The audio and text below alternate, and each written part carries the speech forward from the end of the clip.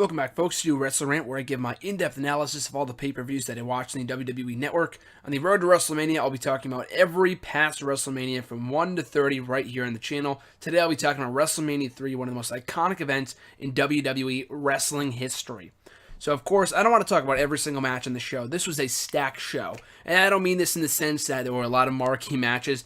There were only really a few matches that really caught my eye. Most of the matches, like a lot of the early WrestleManias, were very throwaway. They had disqualification finishes or count-out finishes or matches that really didn't mean anything. Just throw them in there just to kill time. And because of that, I don't really want to spend too much time on the lower-end card matches. Like, I'll talk about the results, but I'll only talk about the matches that really piqued my interest, because odds are, if you go back and watch WrestleMania 3 in its entirety, and if you do, great, I did. But, watching it back, it was awesome. Like, there were a lot of monumental moments, much like WrestleMania 1. But if you're going to go back and watch it for certain moments and not the entire thing, then I don't want to spend too much time on a random six-man tag team match or anything like that. So I'm only going to spend time on the more notable matches that you should go out of your way to see. So kicking off the show, the Can-Am Connection, I guess, defeating Bob Orton in the Magnificent Morocco standard match. Don't bother watching it. Billy Jack Haynes versus Hercules ended in a double countout. Up next, a six-man tag team match, and I know I'm going through the results right now, but I will slow down when I get to the more notable matches. So, six-man tag team match, Hillbilly Jim, Haiti Kid, and Little Beaver taking on King Kong Bundy, Little Tokyo, and Lord Littlebrook. That's a tongue twister. And a mixed tag team match, and of course, Haiti Kid, Little Beaver, Little Tokyo, and Lord Littlebrook were all midgets. So that was what kind of made this matchup interesting. And I love Hillbilly Jim. I love the guy in Legends House. The guy is so likable, one of the most likable guys in the entire world. There's no way they can possibly hate this guy. No possible way whatsoever. And, so because of that, this was more of a fun match than anything else. It wasn't designed to be anything too great or anything, monumental. But for what it was fun. Lasted all of 3 minutes, though. Of all the matches on the undercard, I thought this was one of the more fun ones because I like Hillbilly Jim and, like the midget wrestling. Some people enjoy that. I didn't think it was great, but for what it was, like I said, it was fun. And it was just weird to see King Kong Bundy go from main eventing 1 year in WrestleMania 2 for the WWE Championship against Hulk Hogan. And the very next year is on the third match out of 12 matches on the card in a otherwise throwaway, comedy match, which is crazy to see, which I guess is like kind of the equivalent of Miz being in the main event of WrestleMania 27 going to the pre-show match of WrestleMania 29. So I guess it's that kind of equivalent. We had that match. Harley Race taking on the Junkyard Dog, a loser must bow match. Again, Junkyard Dog is very popular, but I didn't really care for this match too much. Harley Race, a legend in the business, but the match itself really wasn't anything special for only 4 minutes. The Dream Team taking on the Rougeau Brothers. Again, fine match, nothing notable. Up next, this was another match that really caught my eye. Roddy Piper against Adrian Adonis. Now, Roddy Piper is another guy that people look back in the annals of WWE history, much like I talked about with Andre. And I don't know if I talked about WrestleMania 1 review or WrestleMania 2. Maybe it was 2, I'm not sure. But Roddy Piper is another guy that if you go back and you look at the biggest moments in history in WWE, WrestleMania history, whatever, you'll remember Piper as a heel. But, if you really look back at it, Piper spent more time of his career, most of his career as a babyface, and an over babyface at that. But he spent, he was such a great heel as well. I think he played a better heel than a babyface. But, he was still a very good babyface as well. But it's just crazy to think that when you look back and people just assume that Piper was the heel, in for most of his career in WWE. He wasn't. He was for the first 2 WrestleManias, in his feud with Hogan, his iconic legendary feud with Hulk Hogan, and his feud with Mr. T going in WrestleMania 2. But most WrestleManias after that, he was a babyface, much like in this matchup. And it was a hair versus hair matchup, Roddy Piper, and I think emerged victorious. Adrian Adonis would have to be shaved bald. So it was, it was a fun matchup for what it was. Roddy Piper as a babyface, like I said, was so over. Worked a lot better as a heel. But if you watch the early WrestleManias and, WrestleMania 3 and onward, you'll get a feel of how well Roddy Piper worked as a heel, how over he was with the audiences and stuff like that. So that was an interesting matchup. I wouldn't call it a great matchup, but it was an interesting matchup, and the hair versus hair aspect of it kind of made it feel more meaningful and worthwhile as opposed to like a random regular matchup between Adrian Adonis and Roddy Piper.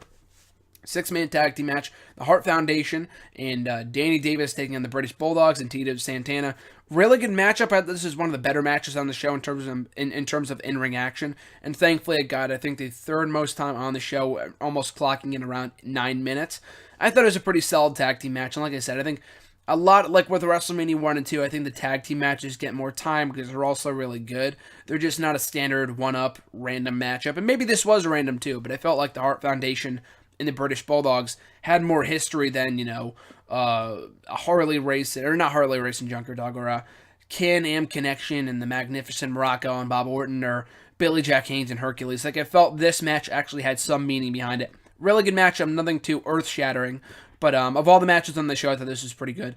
Butch Reed defeating Coco Beware. Up next, of course, how can I forget, the Intercontinental Championship matchup with Randy Savage with Miss Elizabeth in his corner, defending against Ricky Steamboat with George the Animal Steele in his corner. Now this match, I watched this for the first time on the Best of the Intercontinental Championship, or the History of the Intercontinental Championship DVD, about 2 years ago, and I watched it again on this show. Still as amazing as the first time I saw it. And I'm not a guy, I mean, I love the 80s, I love the 90s, I like going back in history and watching these old pay-per-views because it's, just so astonishing to me. It's so astounding in that, seeing all these old matches, like, I'm captivated by this kind of stuff. But even still, there weren't a lot of great matches during the 80s. There were a lot of memorable ones, like I talked about before, like in WrestleMania 1, WrestleMania 2, between Hogan and Bundy, or the tag team match in the main event of WrestleMania 1. There's a lot of memorable matches, but for the most part, in the 80s, there weren't many great matches. Like, by today's standards, they weren't, like, amazing matches. And this one sticks out above all the rest. Because I know Macho Man, and I've actually yet to watch his DVD. I'm sitting here wearing my Macho Man t-shirt right now, but as I review this. And I want to watch Macho Man's DVD at some point because I got it in the mail, and I'm sure he talks about this matchup. Or not him, of course, but his brother and everyone else. But, from what I've heard on various podcasts and stuff like this, he was so intricate in planning out this match move by move by move and making it perfect. And I think even Ricky Steamboat early on didn't like this matchup because given how staged it was and stuff like that. And I think he's really come around to notice how amazing it was and how big of a legacy it lasted. I mean, a lot of guys today in the business point this matchup as the one that made them a wrestling fan, that convinced them that they could become a wrestler, they didn't have to be a giant in order to become successful in wrestling. Like, this matchup really changed the course of a lot of careers of a lot of up-and-coming wrestlers of today's roster. So, even if you're one of those fans that doesn't like the 80s, that doesn't like the early 90s, doesn't like legendary, wrestling from the 80s and stuff like that, and you only like the current stuff, that's completely fine. I don't blame you for that. Everyone has their different tastes. But this is absolutely a match you need to go out of your way to see if you have yet to see it already. I thought it was tremendous. Not only was the action amazing, and like I said before, they really planned it out, and you wouldn't even notice. I mean, they wouldn't even known that had I not heard that on, I think it might have been JR's podcast. I don't know where it was. But you wouldn't even known watching this matchup for the first time or second time had you not heard that before. In that, not only was the in-ring action amazing and very, very well done, but they also managed to tell a great story too, with Ricky Steamboat coming back from the injury and Randy Savage using the ring bell to, I think, injure his trachea or whatever it was. And, he was such a vicious heel, but he would become beloved down the line, of course. But, the story and everything, like I talked about in WrestleMania 2 review, that it ties back into Randy Savage's feud with the George the Animal Steele from the year prior. Like, it's all one, they all come full circle on this show with Ricky Steamboat coming up victorious as the new Intercontinental Champion. I think the first time that championship changed hands at a WrestleMania. So it's definitely memorable in that respect, but the match itself is memorable. I mean, it's just an amazing matchup, and if there's any one matchup from the show that you need to go out of your way to see, as iconic as the main event is, this match I thought really, obviously, stole the show. Fantastic. So go back and watch it. Excellent stuff. Up next, the Honky Tonk Man defeating Jake Roberts. I think that might have been before. It was definitely before he became Intercontinental Champion, but I think, was it? Because I know he dropped that title to Warrior in '88, and he probably won the title shortly thereafterwards. And this, obviously, he wasn't the Intercontinental Champion at the time. I think he would win it shortly thereafterwards, but that was before his big push began. So, fine match for what it was. Got about 7 minutes, nothing too notable. The Iron Sheik and Nikolai Volkov defeating the Killer Bees, kind of a throwaway filler match right before the main event. So, of course, we get to the main event, Hulk Hogan versus Andre the Giant, one of the most iconic and memorable matches in WrestleMania. Not only WrestleMania history, but WWE wrestling, just wrestling history as a whole. This matchup changed the complexion of the business entirely. And if you go back and watch it, if you're expecting a 5-star classic, that is what this match is not. I mean, Hogan, like I've talked about before here in the show, it was not the greatest in-ring worker. Andre the Giant was never the greatest worker. But the best part about these two characters was that going into what they managed to do was tell a story. The best part about both guys as in-ring performers was that where their in-ring ability lacked, they can make up for in telling a story. And that's exactly what they did with this matchup. I mean, we had the whole David versus Goliath the year prior, and technically this was something similar with Hogan and Andre, but it was so entirely different in the sense that Hogan and Andre, they didn't go way back, but they did have a lot of history as being best friends. And like I talked about before, Andre the Giant, aside from this one, the next few WrestleManias, was a babyface for almost his entire career. So to see him go heel was something fresh and something new. And I did not know this before. Maybe it was the celebrating 50 years of WWE DVD. I don't know, or maybe I read it in a book or something. I think I read it in that in a book I read a couple years ago. Now, Andre the Giant was winding down his career at the point this matchup took place. Hogan was on the rise. Andre the Giant was winding down. So neither guy, I think Hogan was kind of in his peak at this point, the peak of his popularity. And then whereas Andre was really winding it down, he would actually pass away. And then I think maybe 6 years later. And of course, rest in peace, Andre, one of the greatest performers in my opinion. Not one of the greatest wrestlers, but one of the greatest superstars, I guess you could say, in WWE history. But still, though, they managed to go in and they managed to tell a great story. Only got about 12 minutes, but that's a lot of time for a match, at this stage in wrestling back in the late 80s. So they got a good period of time. They got a good amount of time. They told a great story. Of course, Hogan, throughout the course of the contest, kept on going back, trying to slam Andre. He couldn't do it. And before this, Andre had yet to be slammed. He had yet to be taken off his feet. He was an unstoppable force, which is why, it's weird, because in today's world, that would equal a heel, like a Rusev or an Umaga or a Kozlov or a guy like a big monster. That's what they try to do nowadays by keeping them undefeated. Very rarely do we come across a monster babyface where they keep him undefeated for a lengthy period of time. And they did that with Andre. He was undefeated for, as they say, 15 years, but of course that's not counting disqualification losses and count-out losses. Same thing with Rusev, pretty much. He had yet to be pinned or submitted, which I guess, not submitted. I mean, submission didn't really come into play for maybe another 10 more years or so. But still, though, I mean, Andre had yet to be pinned, which is a pretty big freaking deal when Hogan eventually did it in this matchup. But like I said, a simple story told. If you tell it today, it's very predictable. You know where it's going, so it's really nothing or all that earth-shattering. But back then, it really was something new. It was something relatively fresh. So for Hogan to keep on going back to that body slam, not able to execute it, and finally hitting it, getting that huge pop, hitting the leg drop, getting the 1-2-3, crowd goes insane. Like I said, the peak of his popularity.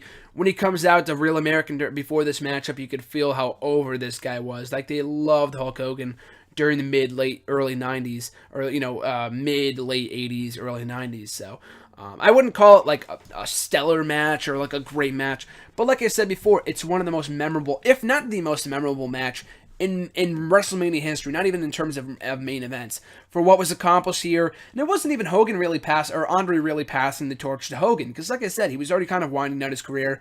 Hogan was already reigning as WWE champion for a few years at this point, so it wasn't really kind of a passing torch kind of thing. It kind of was in a sense, but for the most part, it really wasn't. People knew that Andre was winding down his career, and Hogan was already on the rise. So it was cool to see have him, suffer his first defeat at the hands of Hulk Hogan in this matchup. Two very good friends in real life, inside and outside the ring. So I thought it was great.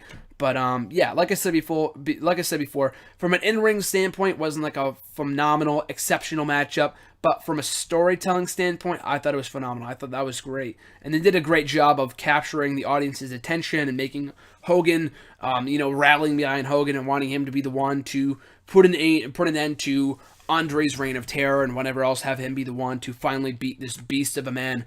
But yeah, I thought the main event was very good. And of course, the two biggest matches from this show are worth going out of your way to see, only for these two matches, Hogan and Andre for the WWE title, and then Steamboat versus Savage for the Intercontinental Championship. The rest of the show, like I said before, there were some matches that could have done without. Obviously, they were trying to kill time. It would have been nice if they scrapped a few matches and then gave some of the other matches like Piper and Adonis or the six-man tag team match some more time, give them a few more minutes. But they didn't do that. They probably just wanted to get everyone on the show like a typical WrestleMania main event. Even that's still the case today with like the Andre the Giant Memorial Battle Royal and stuff like that. But still, though, it was a historic, monumental show, if only for those two matches, but I thought the rest of the show was filled out pretty well with the undercard. Like, the undercard was not amazing, but I thought it had some pretty nice matches. Like I said before, the six-man Hart Foundation and Danny Davis versus the British Bulldogs and Tito Santana, I thought was a really good matchup. Piper and Adrian Adonis, another good matchup from a storyline telling standpoint. And of course, like I said before, the other six-man tag team match, Hillbilly Jim, Haiti Kid, and Little Beaver taking on King Kong Bundy, Little Tokyo, and Lord of Little Brook. A fun six-man tag team match for what it was. So I would recommend that you go out of your way to watch WrestleMania 3. Would I call it one of the best WrestleManias of all time? It's hard to say right now. I'm only up to WrestleMania 9 as when I'm recording this in terms of what I've watched so far. It was easily one of the best WrestleManias of the first 10. I'll say that much. But like I said before, for what it was, for everything that it featured, for the two biggest matches, a lot of WrestleManias really aren't about the undercard. Like, if you look back, I've heard some people say that WrestleMania 28 was one of the best in recent memory or best of all time. That was, I loved WrestleMania 28 as much as the next guy, but the undercard was nothing too great. There was some good matches, but there wasn't anything phenomenal. It wasn't like a very well-rounded show. The main events were amazing, but the undercard wasn't. That was kind of the case with this show, if only for the Intercontinental title match and the WWE title match. And everything else, wasn't bad, but some of the matches were kind of throwaway, forgettable. But there were also some other pretty good matches, too. Well, like I said before, go back and watch it for yourself on the WWE Network. It doesn't take too much time, maybe a 3-hour show at best. This was before they started doing 4 hours, but still, pretty good show. Historic show. Definitely go back and watch it on the WWE Network. I don't want to say one of the best WrestleManias of all time, but it's definitely up there. If not my top 5, definitely easily top 10, but maybe it is in my top 5. I'll let you know when I'm done watching all my WrestleManias, but that's going to do it for my review of WrestleMania 3. Thanks for watching, listening. Always appreciate it. Make sure to show your support by liking, commenting, sharing, and subscribing. All support is really greatly appreciated. Make sure to find me on Facebook at Graham Jason Matthews, on Twitter at WrestleRant. Make sure to check back here on the channel this Saturday for my review of WrestleMania 4, featuring the tournament to crown a new WWF champion. So a big WrestleMania and Macho Man's rise to glory. So make sure to check back here on the channel for that this upcoming Saturday. Once again, guys, thanks for watching, listening. Always appreciate it. And I'll catch you guys this weekend.